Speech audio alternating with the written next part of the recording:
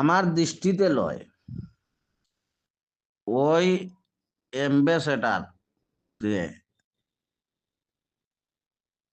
এইটায় যে তারা 40,000-এর মধ্যে 60,000 দিলেইছে জমা, এই বানা দেখাইয়া আমরা রে সাধারণ মানুষরে আজকে হয়রানি করতেছে এম্বাসেডার। ওরা কাজ করতে পারে না, ওরা যদি কাজ করতে পারে না তে ইকানো আসলো কি তার দায়? আর তারারে এই দায়িত্বটা কেনে তাদের সরকারে দিল?